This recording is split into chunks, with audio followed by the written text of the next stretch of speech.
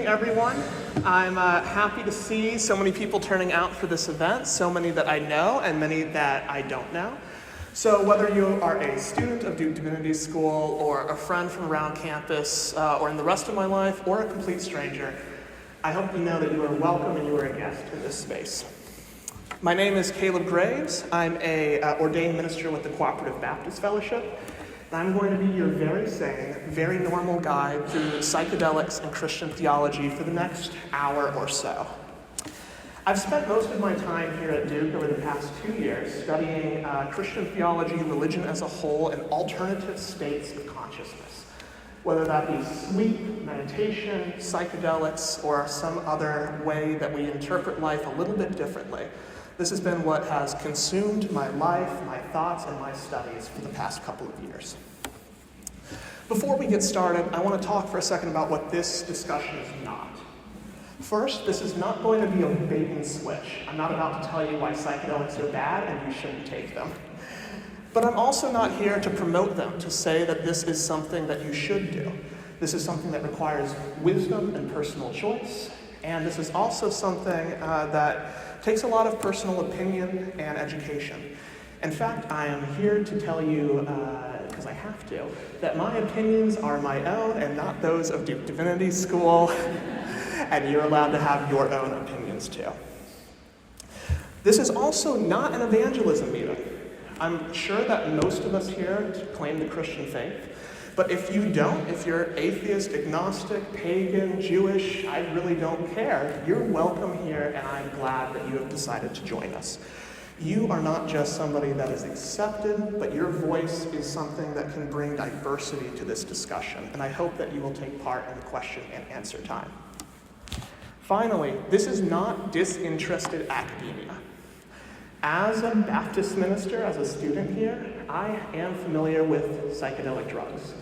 I have taken advantage of decriminalization efforts in North America and have experience with LSD, DMT, and psilocybin, the active ingredient in magic mushrooms. Now that we know a little bit about what this presentation is not, let's move on to what it is. A survey of what psychedelic drugs are. I'm sure many of you are more than familiar, but many of you are also not. This will also be a practical evaluation of their use, specifically in the Christian church and how that might look. It's also going to be a theological survey of how Christians in the church have interpreted psychedelics throughout the years. And finally, we'll end with my personal opinion, which again is only my own, about psychedelic drugs and the Christian faith. Moving on to the next slide, it happens that this is a very serendipitous day to have this discussion. Not just because it's 420, the infamous cannabis holiday, but also because this is the 61st anniversary of the Marsh Chapel or Good Friday experiment. In 1962, Timothy Leary and Walter Ponke, who were both working at Harvard Divinity School and Harvard University, were curious about whether psilocybin, the active ingredient in magic mushrooms, was actually a way to harness mystical experience. They wanted to know if encountering psychedelic drugs was to encounter God himself. And so they gave 10 seminarians and 5 faculty members and staff psilocybin in the basement of Marsh Chapel at Boston University. When they did this, Howard Thurman, the esteemed civil rights leader and chaplain of the Marsh Chapel, was preaching overhead, and he has an incredible voice. His powerful sermon was broadcasted to the basement chapel below. Once the service ended, those below were allowed up to explore the chapel. Let's look for a second at what 2 of these subjects said when they took psilocybin in this beautiful space. QX said, "Matter and time seemed to be of no consequence. I was living in the most beautiful reality I had ever known. It was eternal." Subject BL said, "I immediately began to meditate and pray and read my New Testament, 1 Corinthians 13, which you might know as the love passage. I began to pray for forgiveness and praise God for the blessing of life." According to Walter Cronkite, who was in charge of the study with Timothy Leary, this proved that experiences caused by psychedelics were mystical experiences. To have a psychedelic experience was to experience God. Now, the question still remains, is that true? In the 61 years since that experiment, there has been a great amount of debate, and we are standing here in another Divinity School chapel asking the same question. Before we can answer that question, though, we might need to ask, what are psychedelic drugs? If we go on to the next slide, many of us are experienced with these substances, but for some of you, this might be the first time you're hearing about this. You might have that one annoying friend who is always talking about his last trip or her next trip or something similar, and you decide to humor them by coming along. Now, when you look at this chart, there's a number of ways that you could sort of categorize psychedelics. But I like this particular XY axis. The x-axis there is classical psychedelics, those used in the 50s, 60s, and 70s. And then we have novel psychedelics, those which really only became used in the 80s, 90s, and since then. At the top, we also have natural psychedelics. These are those that occur in nature or have analogs in nature. And synthetic psychedelics, those are the ones that really do not have any sort of comparison in nature. Now, you might see some on this chart that you're familiar with or that I already mentioned. LSD, mescaline, that's the active ingredient in peyote. Psilocybin, that's the active ingredient in magic mushrooms. Or DMT, that's the active ingredient in the infamous drug ayahuasca. Now, these drugs are primarily serotogenic. That means they affect our serotonin receptors, and they do a number of different things to the brain.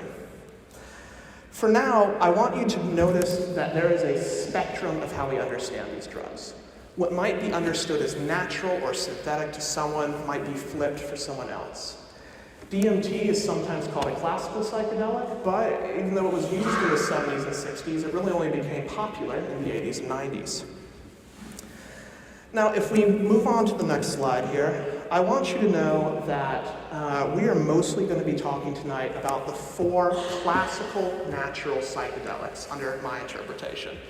And those are DMT, LSD, psilocybin, and mescaline. Now, what exactly do these drugs do? Because you didn't come here just because you wanted to hear a lecture about chemistry or anything about the physiological reactions you might have. You want to know what these substances do. The real big question that was asked in '62, do we experience God? And why would you think you're experiencing God? When we take psychedelic drugs, we encounter a completely different world from our own.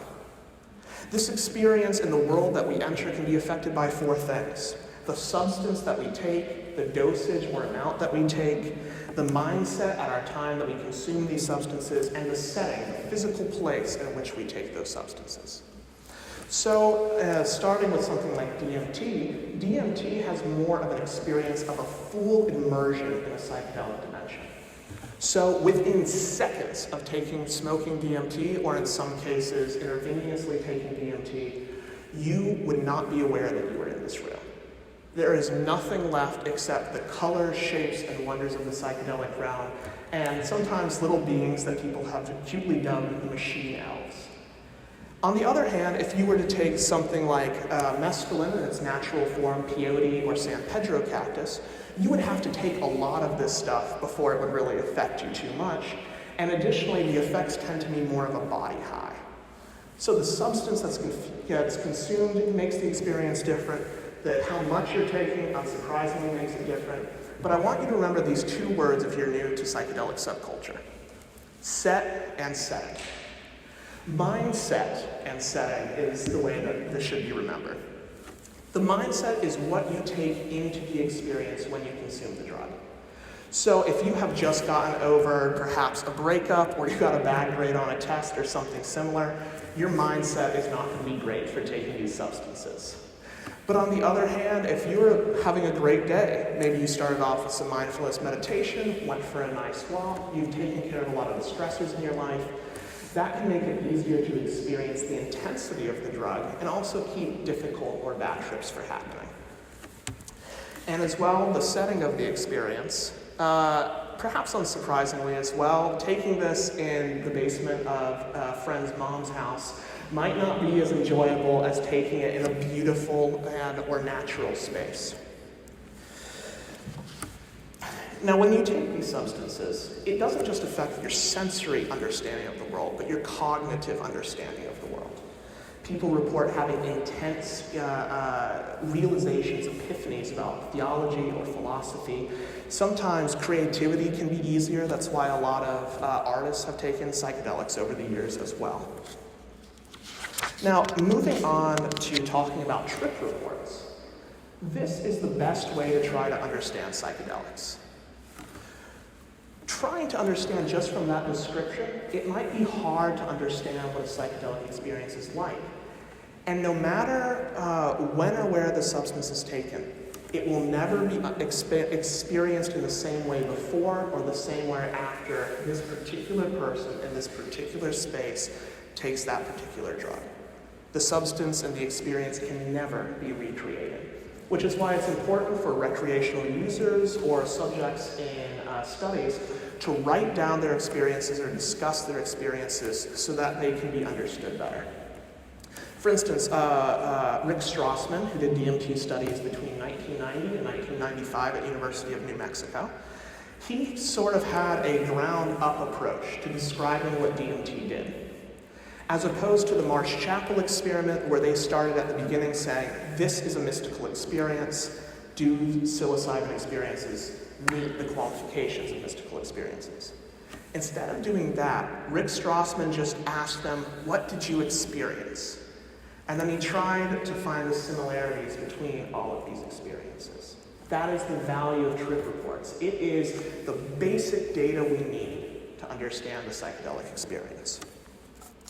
So let me share two with you. One trip report comes from a student from right here at Duke Divinity School who took LSD at a dosage 4 to 6 times the normal recreational dose, somewhere around 1,000 to 1,200 micrograms, which is 1,200 millionths of a gram, which should tell you how little is necessary to create a powerful experience. This student said, I stood before a crucifix in my living room and was suddenly transported back to every crucifix I'd ever seen in churches and art museums. Then it seemed as though I was transported back through time and saw these crucifixes in their original medieval context. Time stopped when I stood before the crucifixion itself, witnessing the torment of Jesus. A moment longer, and I was up on that cross too, experiencing what Jesus did. I felt his unbelievable pain, but it was nothing compared to the love which overflowed from Jesus' heart to the world. I snapped back to my living room. It had only been about 10 seconds. Now, while this is a powerful example of a spiritual psychedelic experience, it must be said that not all experiences with psychedelics are inherently spiritual or religious. In one of the early studies in the 50s, before psychedelics got their reputation as entheogenic or God-presenting drugs, only a third of subjects reported that their experience could be described as religious or spiritual. Now, I think this means two things. One, it might be multiple trips before you have such a spiritual or religious experience, or not everybody has them. It is entirely possible that the way that we've talked about these drugs for years, telling people you will have such and such religious experience, causes them to expect and create such religious experiences for themselves. Additionally, some of these experiences can be the opposite of euphoric spiritual experiences. They can be the notorious bad trip, or as I prefer to call them, the difficult trip. Here's a description of one of those difficult trips in a trip report. The room reeked of sewage and feces. This was the most negative emotion a human being could ever fathom. I desperately wanted to kill myself, but I was immobilized and completely unable to move. I realized that the voices I was hearing were all of people I resented in my life.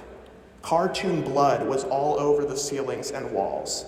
My vision stretched off into infinity. I was hallucinating so much I couldn't even believe it. I could see many events of my life as if they were playing out as a waking reality. Try being inside of one of the Saw movies, firsthand, but 1,000 times more horrific and traumatic. Quite a difficult description. But I think this is important to remember again: dosage, substance, mindset, and setting. This person describes taking a large amount of LSD, about the same as the first trip report I described. They took it in a difficult setting, surrounded by people that they didn't really know, that gave them social anxiety. And they also took it with a mindset that wasn't respectful of the substance, and admittedly, they had not prepared for it. Now, it's also worth saying here, not all difficult trips end up being bad trips. The process of integration, wherein people have this experience, figure out why they have this experience, and literally make it part of the everyday fabric of their lives, can help make sure that traumatic experiences does not result in long-term trauma. This particular person who had this bad trip said that they got over it. They even had catharsis near the end of the trip where they realized that they were safe, that they had friends that loved them, and that everything was going to be okay. But again, set and setting, what if those friends weren't there to look out for them? Now, looking at the next slide, the importance of difficult trips is especially true when it comes to the therapeutic potential of these psychedelic drugs. Psychedelic drugs can often bring up past trauma, difficult past trauma, or it can bring out those things in our lives that we are depressed about or anxious about, the things that we are constantly trying to suppress deep down inside us. Now, there's good evidence from multiple studies that psychedelics, particularly psilocybin, but also LSD, DMT, and mescaline, have efficacy for treating the major depressive and anxious psychiatric disorders: depression, anxiety, PTSD, addiction, but also physical ailments like chronic pain or chronic migraines. There's also a plethora of studies out right now that are looking at what else psychedelics could help treat. Perhaps that might be Lyme's disease or dementia, or perhaps that could be lower back pain, believe it or not. Anything and everything, it seems, is part of study in this new psychedelic renaissance. But as looking at this pyramid up here, you might be able to see that there are multiple ways in which psychedelics work. And they work in a cascading fashion. There are so many things that psychedelics can do that it's difficult to describe all of them. So let me just roll through this quickly. At the pharmacological level, the chemical or molecular level, classical psychedelics, say again, LSD, DMT, psilocybin, and mescaline, these act on the 5-HT2A serotonin receptor, which is most common in parts of our brain that are associated with higher function. So that means the synthesizing all of our senses into a world we can understand, or that might mean memory or cognitive thought. So it's unsurprising that when these substances hit these serotonin receptors, that so many different parts of our brain and parts of who we are affected. This is under research right now, but there's also amazing anti-inflammatory properties to psychedelics, which might be why they could help treat something like dementia or migraines. Now, I want you to imagine this like a snowball. The snowball of the chemical reaction, the pharmacological reaction, reaches the neurological level. At the neurological level, the strong connections that we have between our brain cells, those synapses, can become easier to break up because of this experience. When it becomes easier to break up, that might mean that it's easier to break old destructive habits or addictions, or it's easier to make new habits or to make better ways of living your life. Additionally, psychedelics affect the default mode network. This is sort of how your brain works when you're sort of out of it. Maybe you've already sort of drifted off, you want to get past the science part, and you're thinking about what you're going to eat for dinner later. With depression, your brain can get stuck in that mode of working. It's difficult to get out of. Psychedelics shake the brain up so that it gets out of that rut and create new ways of relating different parts of the brain to each other. It can also release the sensory filters on our brain. We are constantly filtering out data. Have you ever had the experience where you drive home and you have no idea how you got there? You've been spaced out. You can't tell me how many stoplights you stopped at. You can't tell me if there are any pedestrians.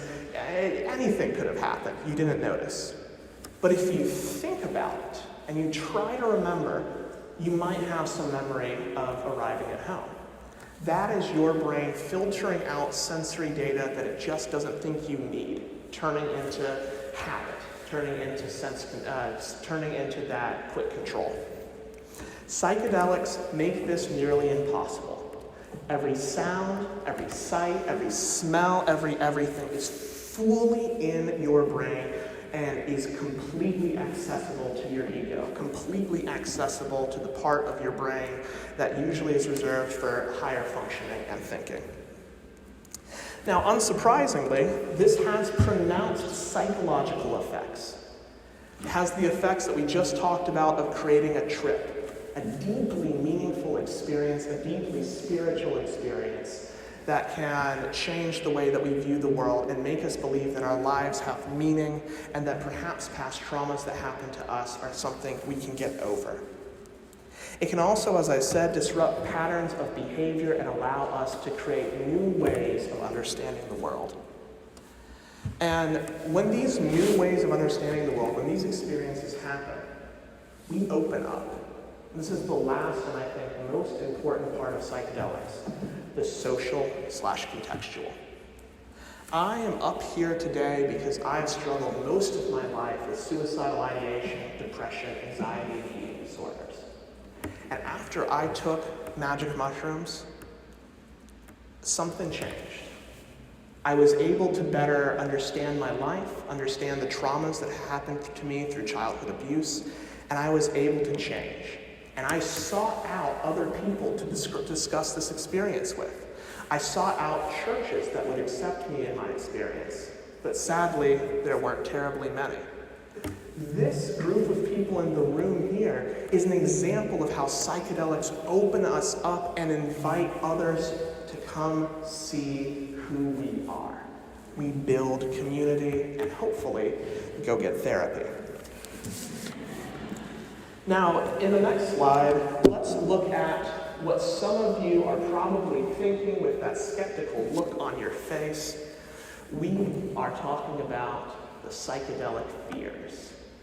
Everything we learned in an after-school special, everything we learned in that PSA or that very special episode on a Friday morning. The three biggest questions I get about psychedelics are one, are they addictive? Two, can they kill you? Can you overdose and die? Or three, does it fry your brain? Speaking about addiction, no classical psychedelics are chemically addictive. This is partially because they have very little, if any, effect on our dopamine receptors. That's the reward mechanism in the brain. So it's not constantly flooded with the desire to go back and get the drug again. This is also because it's very, very difficult to abuse these substances when they can cause bad trips. If you're using something like cocaine, you almost always get that good feeling right away. Whereas with psychedelics, it can cause fear, anxiety, and pain. You're not going to be consistently using it in that fashion.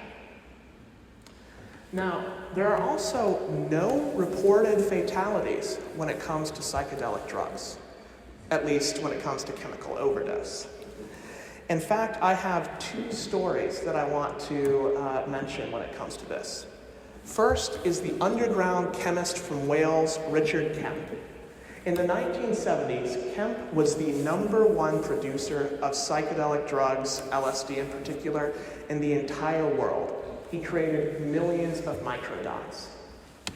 Now, one day when he was trying to put together enough LSD to supply the Woodstock, he broke a beaker, sliced open his hand, and pure liquid LSD was entered directly into his bloodstream. He had a trip that lasted for a week straight on enough LSD to supply the entire Woodstock weekend. 400,000 people. And he was fine. He didn't seem to have any long-term psychological effects. He continued to be a chemist, which I will tell you is difficult work.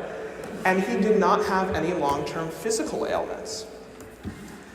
At a more scientific level, we have one study, an example of a woman who is dubbed CB in the UK, who was at a party and thought she was snorting ketamine that she saw on a table. It was pure crystal LSD.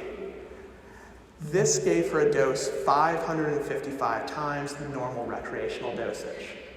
This case is unique because we can know how much LSD she intook, and also we're able to see her experience and how she was treated over time. Not only does she have no long-term issues, no pain, no mental disorders, nothing like that, but she also reported that long-term chronic ailments in her ankle were healed, and she also no longer struggled as much with substance abuse.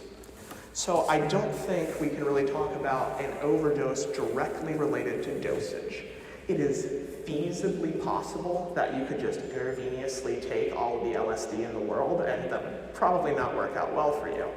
But when it comes to normal recreational or therapeutic use, that's not really a problem with the classical substances.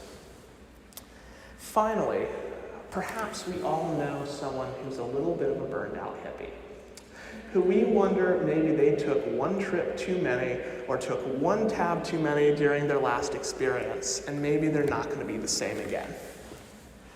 I'm not going to lie to you. High doses taken over a short period of time does have risk that we simply have not studied in a scientific context. But multiple studies have shown that there is no relation between taking psychedelics during your lifetime and developing psychosis diseases like BPD or schizophrenia. This is not something that usually occurs in a greater portion of the population.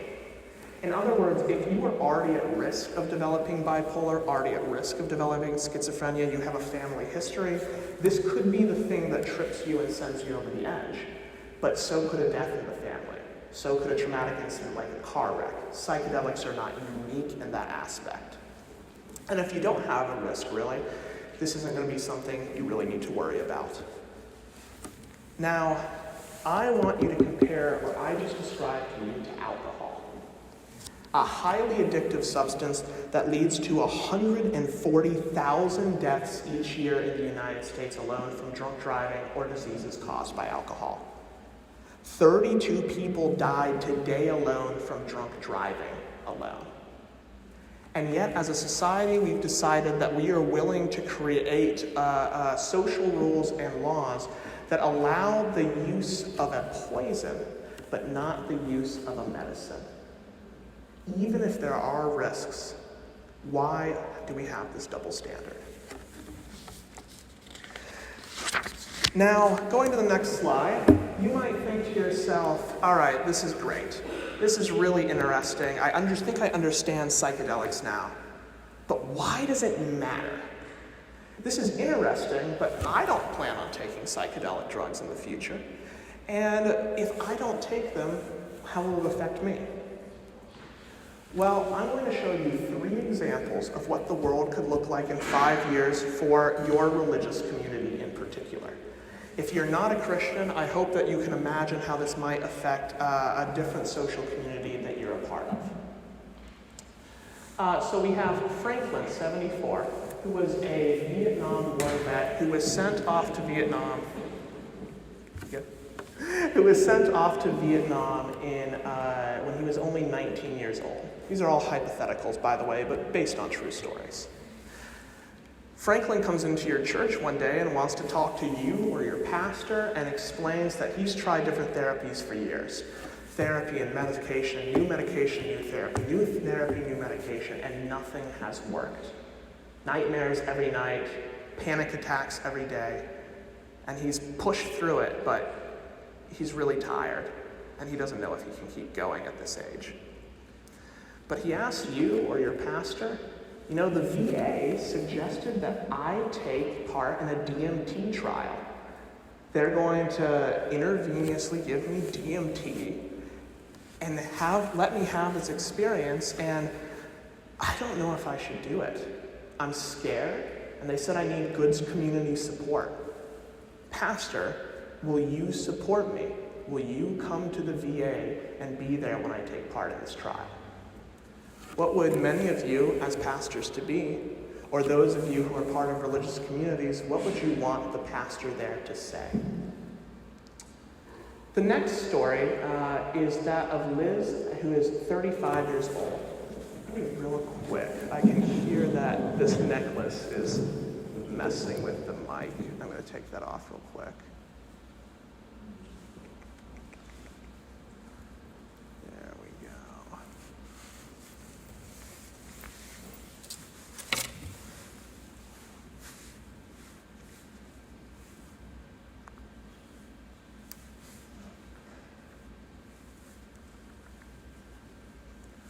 There we go. Sorry about that, just didn't want that to continue being annoying. So Liz is 35 years old, and she is a young mom with migraines.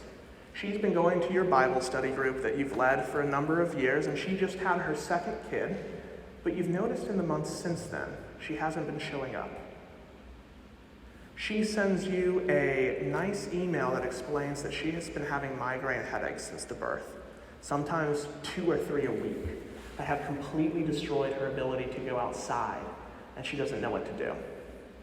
They've tried a couple of medications and nothing has really worked, but the doctor suggested that she start taking psilocybin at least once a month to see if that can make her migraine headaches clear up. Liz is scared when she talks to you. She has no interest in taking a psychedelic trip, none whatsoever. But she does not want to live with this pain and this isolation anymore. And she wants to know, as her friend, will you help put together people that will sit with her on a monthly basis while she experiences a trip she doesn't want? What would be your reaction, and how would you want other people to respond to your friend? The last example I have here is one that I've already seen working in youth and college ministry. Emma, 24, a student. When Emma was 18 years old, she used to go to your church back before you were a member there. But unfortunately, when she came out as gay, the church was not supportive at that time. Neither was her family. And she walked away and decided that she didn't believe in God anymore. But 6 years later, she decided to take LSD with some friends at a concert, and the dosage was probably a little higher than she should have gone. And she met a being of pure light and pure love who told her that she was wanted, she was good, that she was not an abomination, that she, gay or straight, cis or trans, is exactly how God created her to be. And now she's back in your college ministry group at a church that only recently became affirming, accepting of LGBTQ people. And now she's going to push the button even more. Not only is she going to have a church that needs to wrestle with accepting her as a queer person, but also accepting her as someone who came back because of LSD. How would you handle this? Now, in the next slide, I'm going to tell you about 3 failed approaches when it comes to practical use of psychedelics in the Christian church. First is simply prohibition. I'm going to ask you, how often does abstinence-only education work? When has that ever worked? Be that alcohol, sex, marijuana, or something else, people are going to use these substances. In fact, in a recent survey of young adults in 2021, over 8% said that they had used psychedelic drugs in the past year. That's a lot. And it's more than double what it was just 5 years ago. So looking into the future, when decriminalization efforts continue, I mean, heck, you can take a drive up to Canada and virtually anything is available these days. But even just in Washington, D.C. up the road, you can go up, send a message on Instagram, and end up with a chocolate bar filled with psilocybin by the afternoon. People are going to use these substances, whether we like it or not. And additionally, we are ricocheting towards a point where these substances are going to be prescribed by doctors for therapy. So prohibition simply isn't an option. These people will be in your church, and you need to know how to respond. Second, I think a lot of people, when they ask me about this, they imagine taking an approach similar to marijuana. There's this idea in a lot of churches that comes from this verse that Paul wrote to Timothy in a letter that says, take a little wine for your stomach's sake. That sometimes it's okay to use some inebriating substances as long as it's a little for a medical purpose. The issue here is that unlike medical marijuana, where you might be able to take a certain dosage to help you sleep but not get blazed every single evening, that's not an option for psychedelics. The therapeutic effect of psychedelic substances is directly related to the dosage that is taken and the experience that is had. So, for instance, somebody in I believe Johns Hopkins had a tobacco study that talked about this, that a dosage of 1.5 grams had less efficacy than a dosage of 3 or more grams.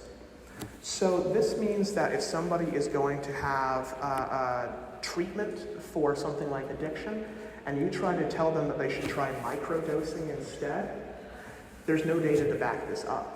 In fact, recent studies have actually shown microdosing doesn't work. It's something that can work in the short term for maybe a month or two, but your body gets used to the substance and you either have to start taking higher dosage, which we don't know how that affects the brain, or, well, you end up having a situation where you had all of your hopes and dreams and now you're back in the same depressive spot where you started. This brings me to my third poor approach to psychedelics practically, and that is treating these substances as a panacea, treating them as something that can cure any and all ailments whenever they come up. You might be familiar with this sort of person who every time something traumatic happens in their life, they tell you they're just going to go sit with the medicine. You know, a breakup, I got to go sit with the medicine. Got a bad grade, got to go sit with the medicine. They have to make a decision about their lives, they're going to go sit with the medicine. They stop treating psychedelics as a once-in-a-while therapeutic way of dealing with their problems, and instead start imagining it as something that can make all their problems go away. Psychedelics do have risk, and there are frankly a lot of people that I have seen use these substances that should have at least tried therapy once first. Or maybe they should have had more of a stable lifestyle, if that was possible, reaching out and creating a network, because psychedelics can be destabilizing substances. Remember that fourth way that they work socially.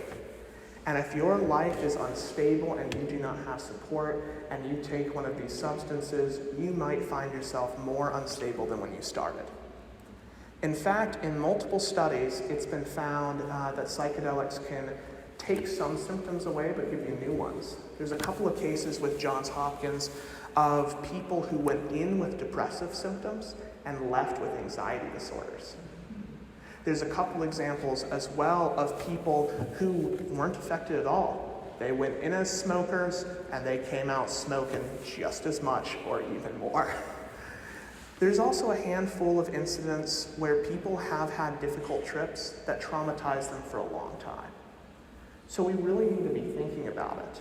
How are we telling people to use these substances? We cannot start with this as our first line of defense. This is a beautiful, useful tool, but it is a tool. You don't try to build a house with just a hammer. Now, my personal take on how we should use psychedelics practically, to look at the next slide, is an open-minded cultivation of wisdom. Think back to alcohol again for me.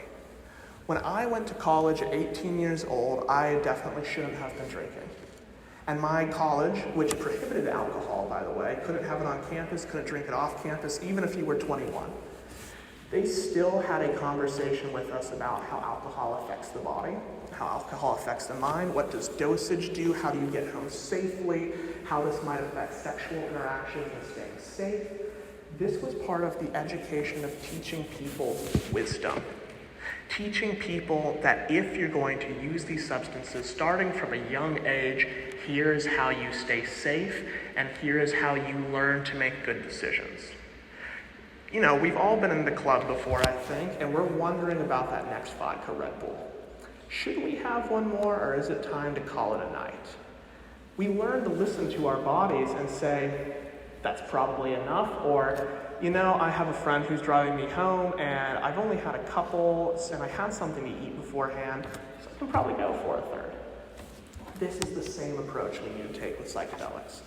Teach about the substances, teach about the effects, teach about how to be safe, because people are going to use them. I also want to create a world of imagination for churches and pastors in particular, where we can imagine how we can help people that use these substances. Could we have integration groups where any and everyone of any faith can come by and talk about their trip that they had last week or last month and sit together and get support?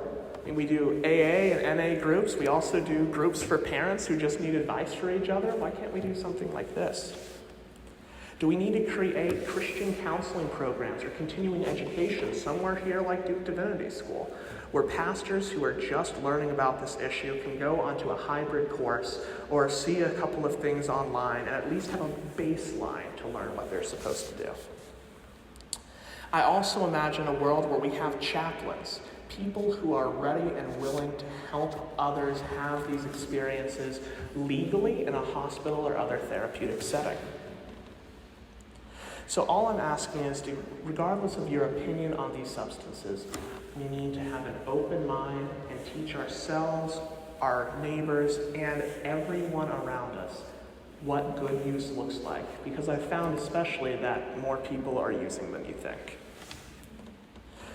Now, I know that most of you saw my flyer that either has Jesus surrounded by little mushrooms with tie-dye breaking in from the corner, or you might have seen another one which is also has the weird tie-dye door.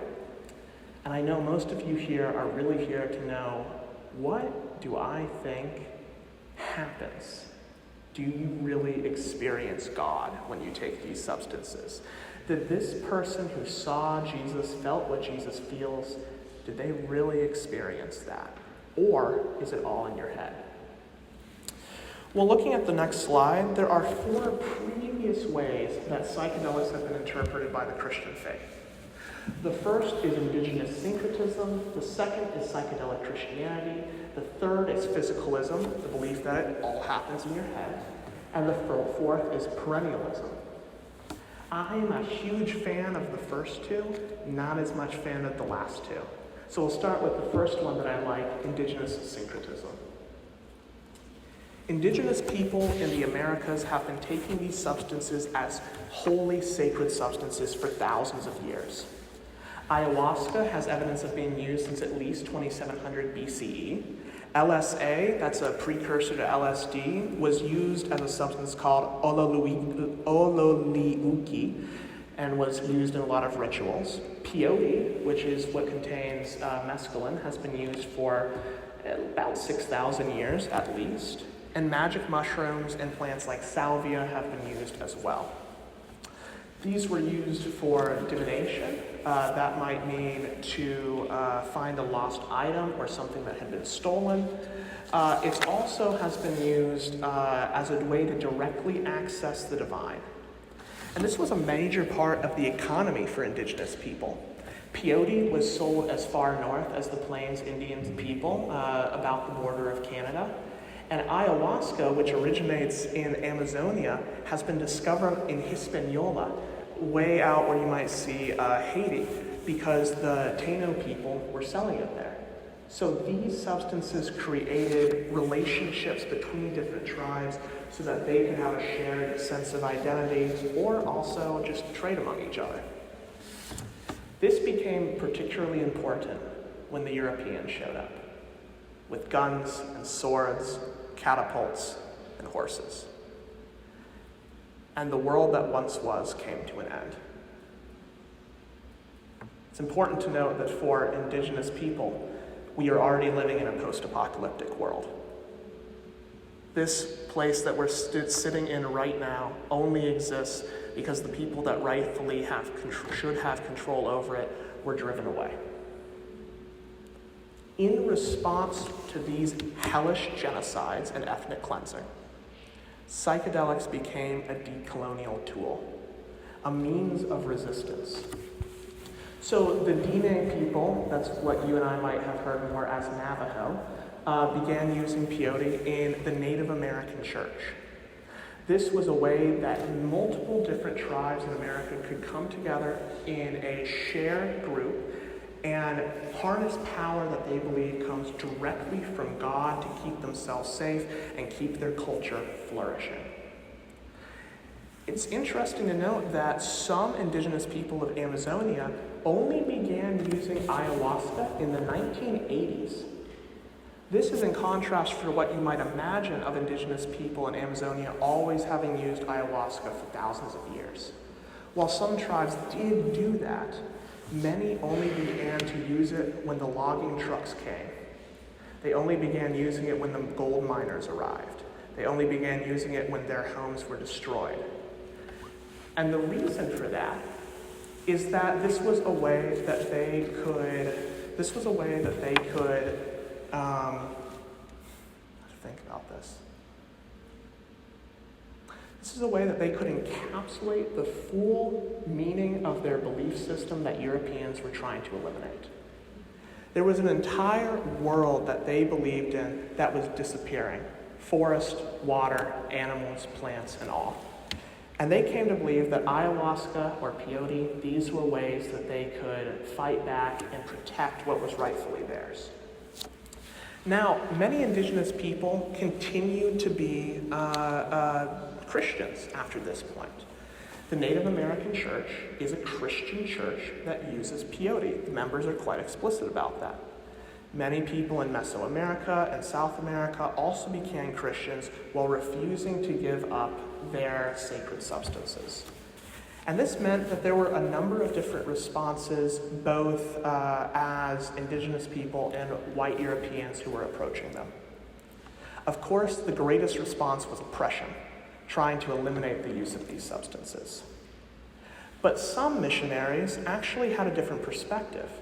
They came to believe that the sacred ayahuasca or mushrooms or peyote was a gift given from God, even a second Eucharist, that if the Europeans were given the wafer, God gave a far greater gift, the peyote or the mushroom, to indigenous people. This contrasts with some missionaries, such as from Wycliffe Bible translators, who believed that mushrooms and peyote were sort of an anti-Eucharist, that to take magic mushrooms was to eat the body of Satan himself, which is part of why they decided to suppress these substances.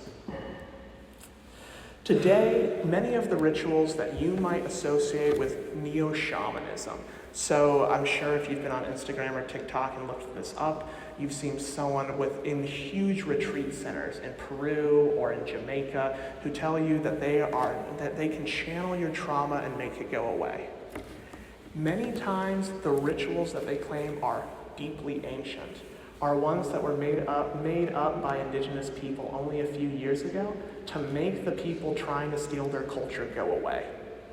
This was a way that they could give more colonizers what they thought they wanted, while it was really a barrier to keep the true rituals and the true meaning to themselves.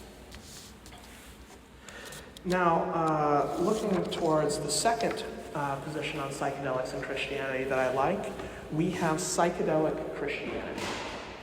This began mostly around the early 1960s, unsurprisingly, when there were a handful of people, specifically Ted Wise and Jim and Judy Dopp in Southern California, who converted to Christianity after taking LSD. Their LSD experiences of Jesus or of demons, they said, drove them to join First Baptist Church in Mill Valley, California. And as I'm sure you can imagine, this did not go particularly well. It worked for a little while. The small, somewhat dying Baptist church was happy to have new converts. But when the converts started putting together services that included psychedelics and magazines like The Oracle or other aspects of psychedelic subculture, they decided to nix that. In response, these people created a mission in the Haight-Ashbury neighborhood, the infamous hippie central of the United States of America. But despite what you might have seen in different pictures or videos, this district was filled with terrible things. Tens of thousands of especially young women were arriving in this small area with no food, no money, nowhere to stay. And they were falling in with crowds that were exploiting them. This is, again, the part of the hippie era that you just don't hear quite as much about. This mission that was created in the Haight-Ashbury neighborhood fed many of these people, gave them places to stay, gave them a safe place during the day where they could hang out, was a place where you could call home and say, hey, I need the bus fare, I've really messed up. During this time, they fed tens of thousands of people, but they continued to accept drug use as an acceptable part of Christian faith. LSD continued to be understood as a revelatory experience. And they really talked about how the social joint could be a great way to promote evangelism, standing around with nothing else to do on the corner for the afternoon. In fact, there was a certain individual that came through that you might be familiar with, Charles Manson. Charles Manson hung out with the psychedelic Christians for a while. And after peddling his deeply racist, apocalyptic ideology and finding nobody there that was willing to accept it, he was sent on his way. Unfortunately, despite the beautiful things that this movement was bringing about, there was some internal strife. Unsurprisingly, trying to fulfill Jesus's command, or not Jesus's command, Acts description, to give all that you have and give all that you have among each other so that you are sharing can cause some problems when people make more money than others. And trying to live up to give all you have to the poor can be quite difficult when you have rent to pay. But things really collapsed after a documentarian wrongfully decided to put out that these people were using LSD as an oracle, that they were sitting down, reading the Bible on LSD, and then deciding what they believed. He also wrongly stated that people in this group were engaged in orgies pretty often and sexual freedom, and so very quickly after this false documentary came out, funding evaporated and sadly the mission closed. Because of psychedelic fear-mongering, unfortunately, a wonderful group of people had nowhere to go. Now, if you've been a little bit sleepy through most of this, going on to the next slide, I have something that is very, very interesting. Physicalism is the usual scientific approach these days to understanding psychedelic drugs. It's the idea that everything that occurs in the experience, all of the things you might see, hear, or imagine, that all of these things solely occur inside of your head. It's just matter hitting matter and happening to look very interesting. The problem that I have with physicalism, and the reason that I reject it, is among other things because there are sometimes trips with external validation. There are trips where things happen both inside and outside of it that are proof that what happened in the trip has some substance in reality. One example that really first introduced me to this concept was the comedian Shane Mouse. Shane Mouse described that he was using DMT pretty often and interacting with these small beings, the machine elves in his visions, and he asked them to send him a sign that he was experiencing something that was more than a hallucination. He later had an experience on DMT where he met this purple woman who he said it was as if he had known her for 1,000 lifetimes. And they went to this surreal, bizarre carnival together. He sort of forgot about it, didn't mention the experience to anyone, and went about his life. But a little later, a friend of his was given DMT. And this friend had a difficult come up, a difficult introduction to the substance, and then said, "Whoa, Shane, they love you here." And Shane asked what he meant, and he said, "Oh, well, there's this purple woman here, and we're at this carnival." And he goes on to describe all of these details. And it's exactly the same as the trip that Shane had taken that he had told nobody about. Now, another example, this is from just an everyday person that I met who had taken psychedelics. He had particularly taken psilocybin. He said that he had a vision of Jesus. And Jesus came up to him and said, "You know, there's a lot more to the way you've understood faith than might meet the eye. Have you ever read the Gospels of Thomas and Philip?" And this ex-evangelical, without terribly much education on theology, was, "No, I have no idea about the Gospel of Thomas or the Gospel of Philip," and he didn't. Jesus, in this vision, went on to describe the content of these Gospels. And when this young man came out of his vision, he was shocked and surprised to not only find that the Gospel of Thomas and Philip existed, but that its contents matched with the vision of Jesus that he had had described. A final example comes from outside of a trip, per se.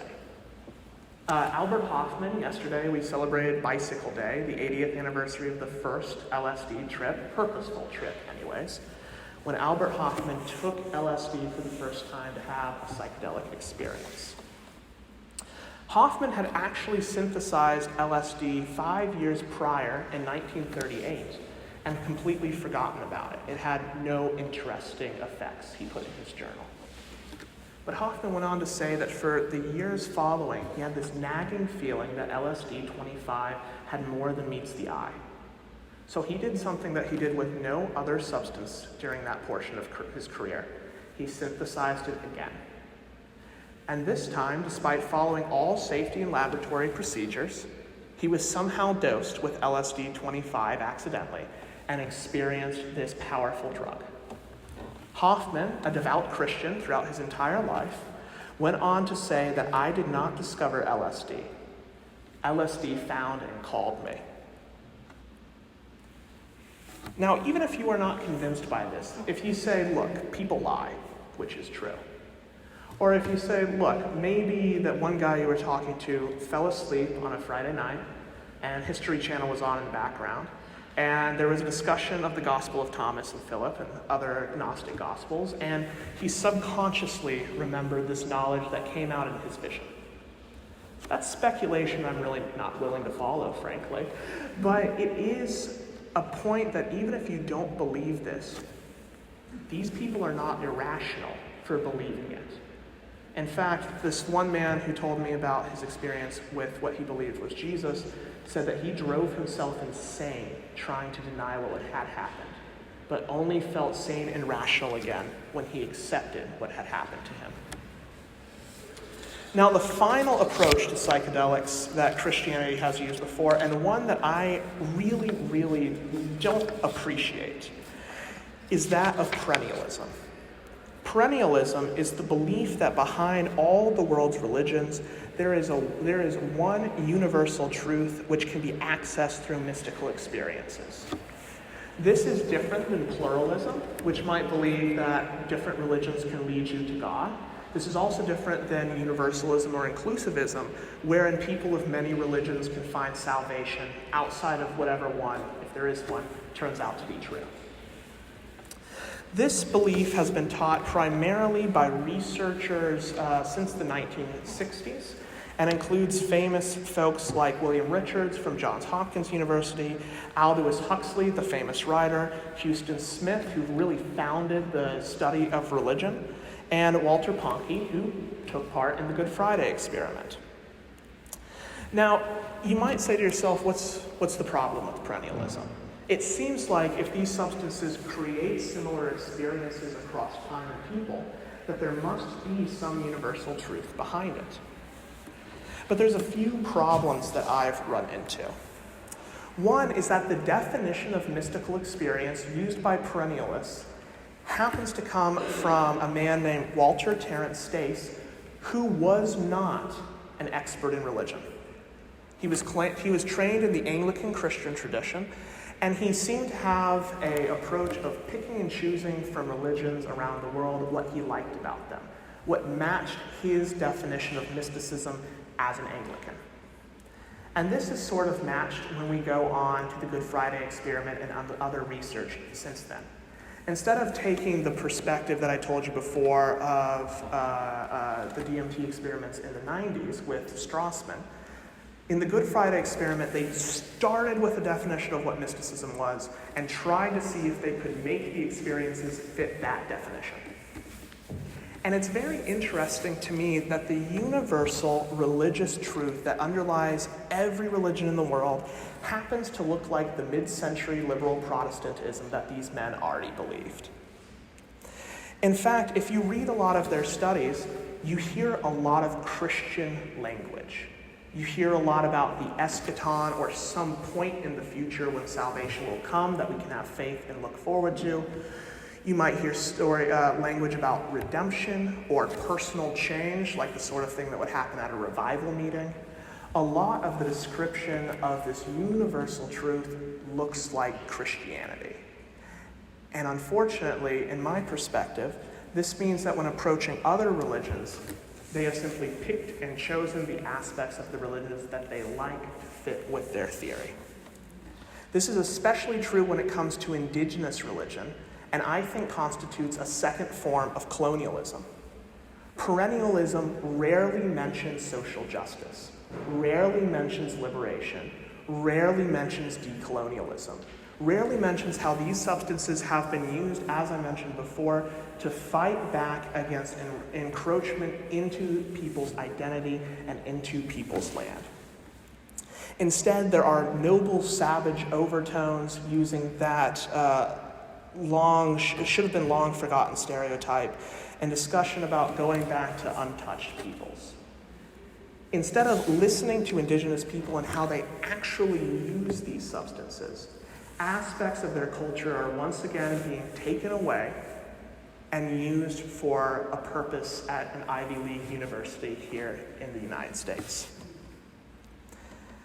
For some indigenous people, even the idea of a mystical experience is a completely foreign concept. One of the ayahuasca cosmologies that I've looked at is the idea of splitting the world into two, into day, into night.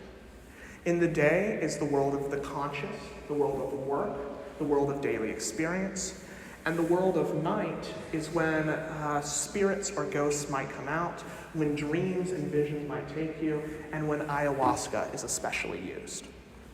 Instead of being something that is used to invoke a mystical experience, ayahuasca is nestled into a daily pattern of life and a daily pattern of existence. This differs substantially from the Christian version and the perennial version, where sometimes God breaches our everyday and does something amazing. Instead, the amazing is something that happens every day.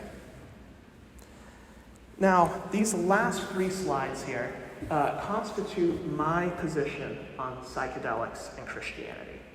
Pooling both on indigenous religion and also on psychedelic Christianity in the 60s, I think we need to look back at what the early church and what the Bible teaches about cosmology, especially the cosmology of the mind.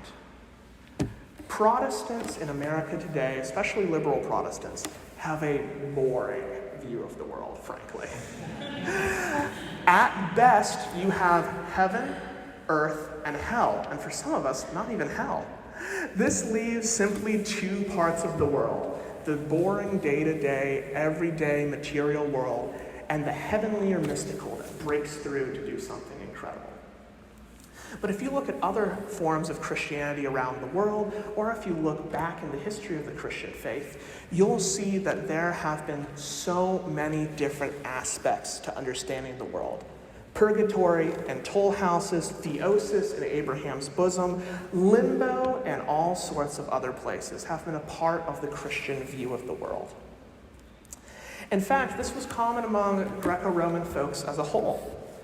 One scholar, Peter Brown, said that during dreams or during visions, an open frontier existed.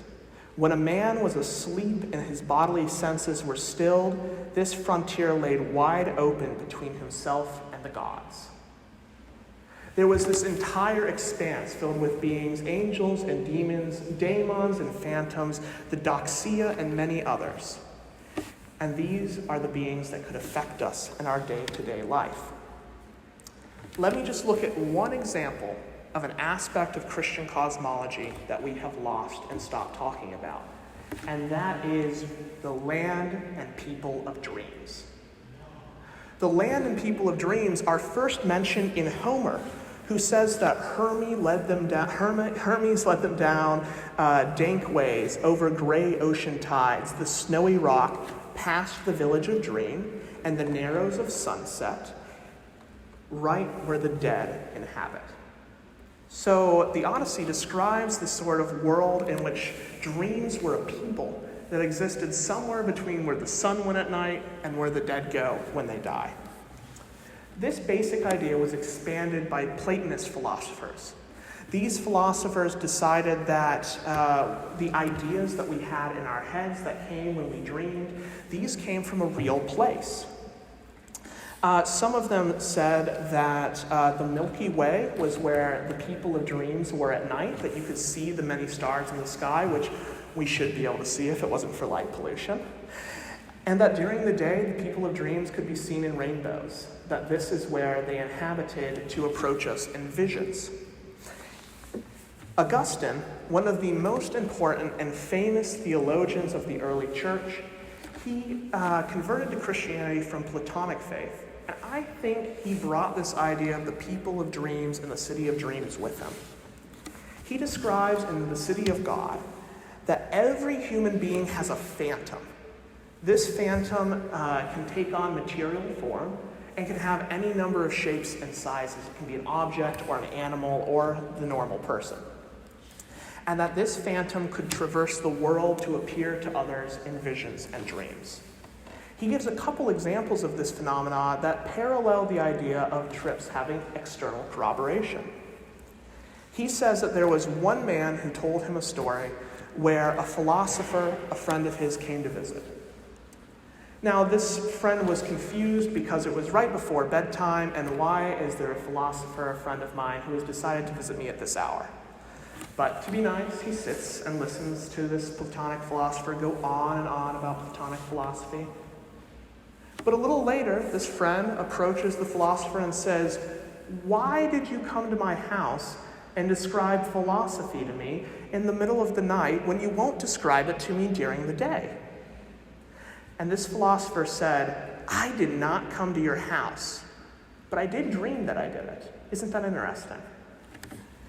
This is just one example of a proof that Augustine uses to say that dreams and visions had some substance.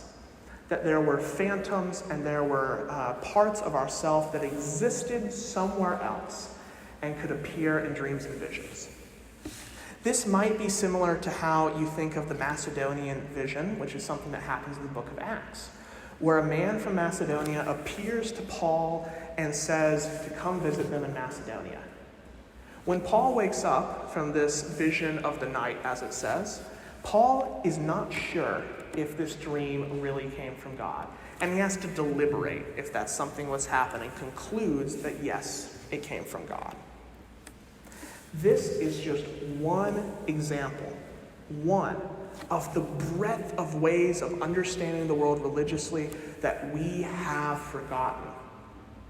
The only way to experience the world we seem to accept anymore is one that is as plain as the world we see today.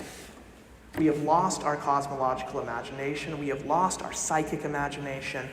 And I think this is holding us back when it comes to theological interpretations of psychedelics. In fact, my conclusion is that we need to have awe, imagination, and open cosmological, awe, curiosity, and open cosmological imagination. We need to accept that we are not going to understand what these substances are, but I think we need to understand that they do something more than what solely happens in our head. And that instead of trying to find out the minutiae of the theology of how this happens, we need to first reclaim a tradition that accepts that the world is bigger than the plain old everyday, and whenever God happens to have the decision to break in and do something different.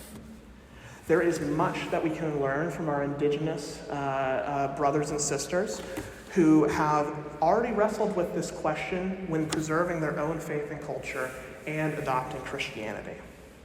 I think there is also much to learn from those Christians of the 60s and 70s who were beginning to have this conversation before the church rejected them. I also think that you should be asking a lot of questions. Right now in psychedelic subculture, there's been several exposés showing the widespread abuse that is happening in recreational spaces, and unfortunately, in one occurrence, even in therapeutic spaces. We need to be careful about who we are learning from, who we are spending our time with, and make sure that we are asking good questions. Do not take my word for psychedelics and what they are. Do not take Timothy Leary's word for it. Do not take your friend's brother's word for it. Ask good questions. You are smart people, and there is a whole breadth of literature and a whole breadth of information out there for you to explore. There is no guru in the world who has the information that you cannot find in a community. Now, I would also say that we need to think about God for a second. God is supposedly ineffable, unspeakable, so beyond our everyday life that we can't even begin to put it into words. And yet, when we experience things like psychedelics, we try so hard, like in trip reports, to put it into words.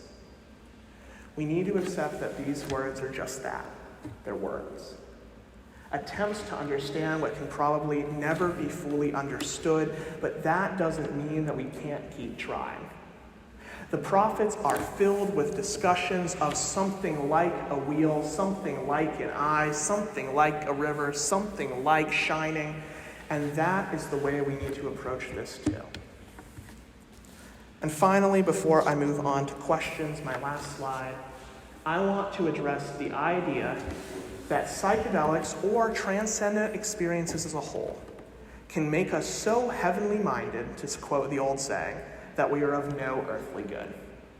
We are constantly jumping from transcendent experience to transcendent experience, from revival to revival, from concert to concert, from drug to drug, upping the dosage, continuing to only live for the past trip and the trip that's going to happen in the future. But I think that, like I said before, psychedelics should open the self up to the social world, to community, to the world around us, not drive us solely internally.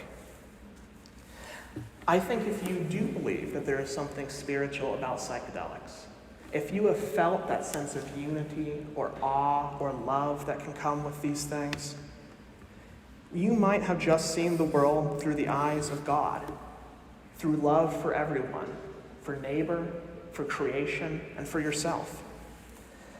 And when we have truly experienced that love, when it is etched on our bones like a chisel to tablet, we cannot help but protect and redeem all that is loved. At this present time, there are plenty of threats to love. The threats of rising neo-fascism, the erosion of LGBTQ rights, racism, and the always looming threat of climate change. Psychedelics, when used properly in community, should not cause us, like a revival or a concert, to jump from experience to experience. It should cause us to know that there is more to this world than the grinding machines and resources to fuel them. There is more to the world than the logging camps. There is more to the world than the mining. We know that divinity is real. Transcendence is real. Mystery is real. Resurrection is real. Enchantment is real. And in the face of these horrors and threats, we will not run from this world to escape into some land beyond, but instead, when we understand love, when we understand dignity, we will spend our lives fighting to protect it and make it available for all people. Thank you very much.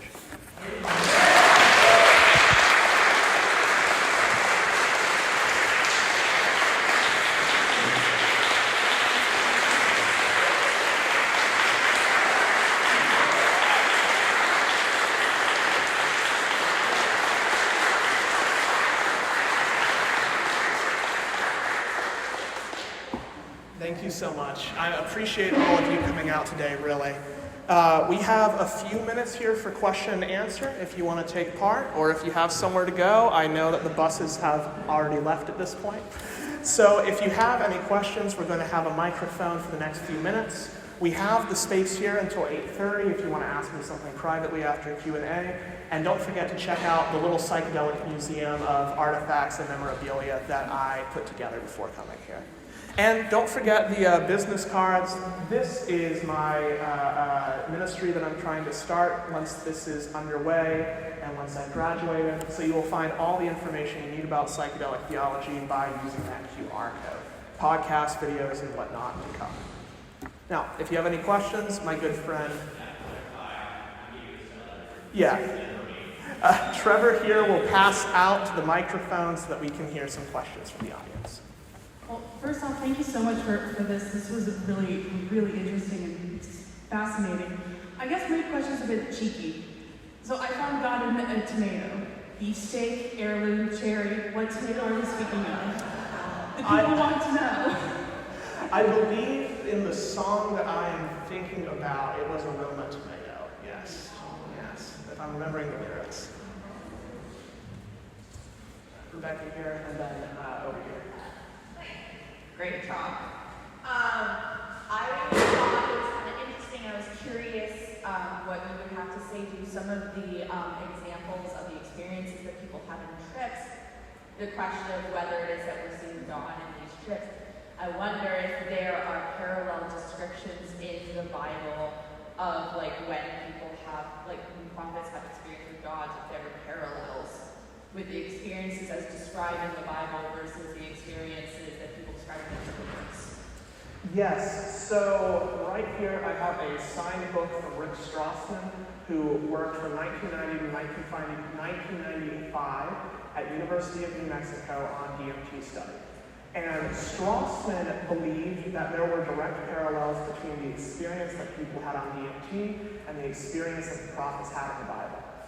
This entire book here is him describing such parallels, both in trip reports and using the scriptures with Ezekiel, Isaiah, etc.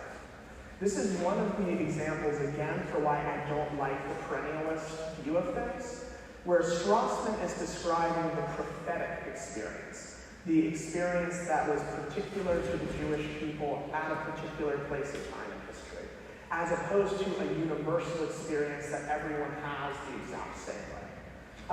So Strassman, if you are interested in this topic, has a lot to say about it. He has a second book, DMT and the Spirit Molecule. So great author to check out.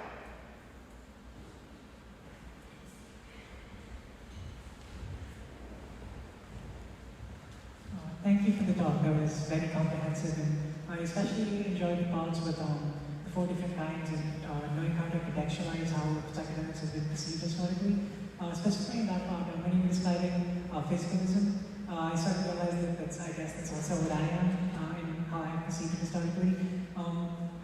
In my own experience as well, it's been something that I always sort of felt was just in my own head. And, I understood your opposition to it from the examples that you gave.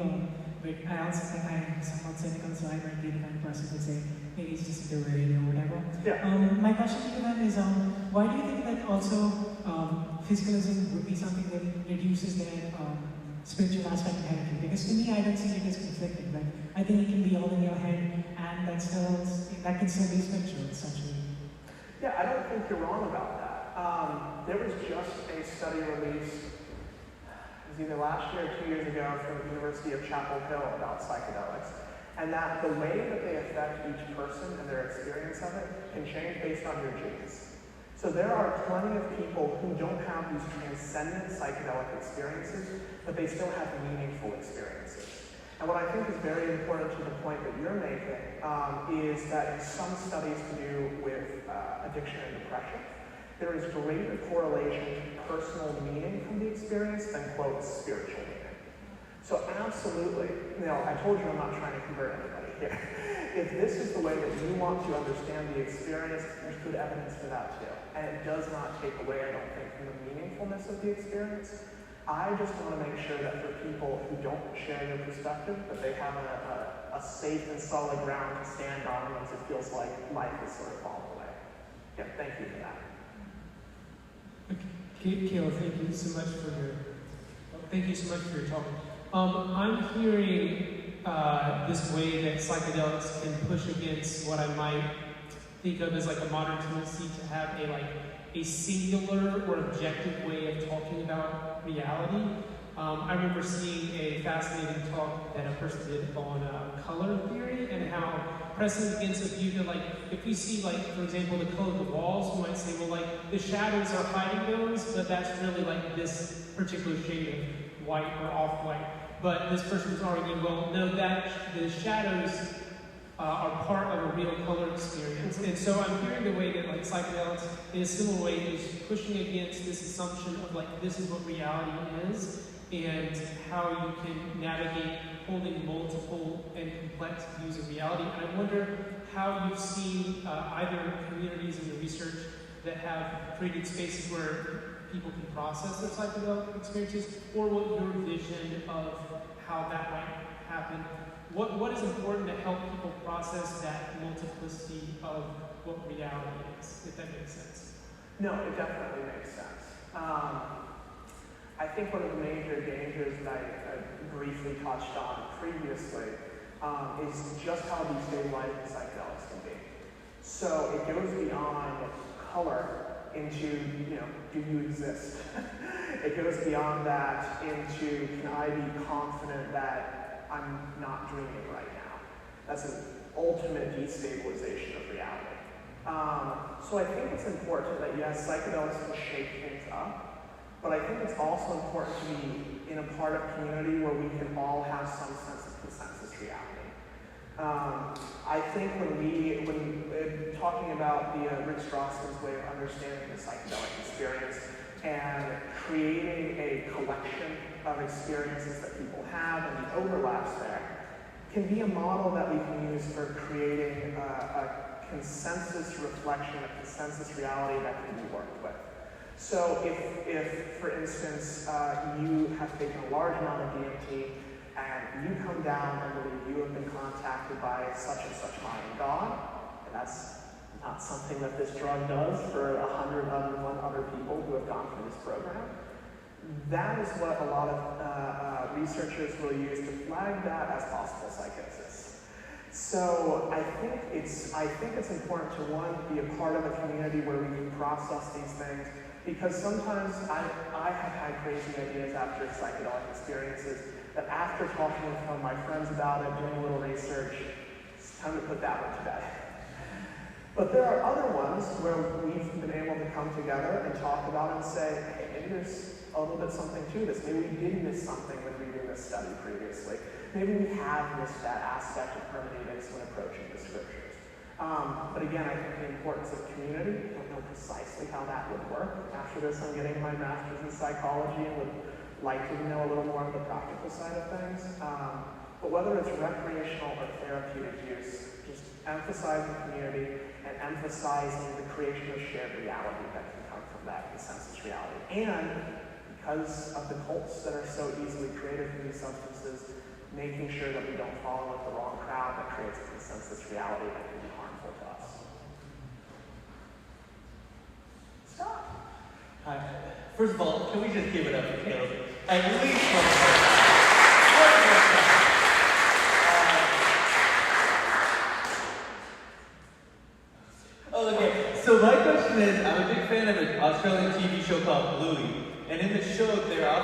doing make-believe, right? And I'm curious, I've had someone who's in Miami has had their experiences through psychedelics, and now they're going to a new season of life. And alongside the show Bluey, in the show they make believe. So I remember somebody who I met told me about a profound experience of God's revelatory love while they're tripping or whatever. And I wonder, what is there any research to say just make believing you're on psychedelics that you don't ever want to do them, or just pretending you're having a mystical experience? Because sometimes I pretend I'm having a mystical experience as an Ignatian examine, and then I really start having one. And I don't know if you know anything about that. Thanks. Well, it's true that a lot of, I like to say the psychedelic experience is not controlled by psychedelic drugs. A lot of the things that make these experiences very profound and meaningful, to go back to Rebecca's question, can be found and shared through meditation, can be found and shared through other religious experiences. I myself participate in hesychasm meditation, which is part of the Eastern Orthodox Church, which gave me mystical or highly religious experiences, meaningful experiences, even if they weren't religious, long before I tried psychedelics. So I think especially for people who might be at risk when using psychedelics, there are other options out there for getting the therapeutic benefit that might not be as, wham, bam, done, but can actually even be better because it creates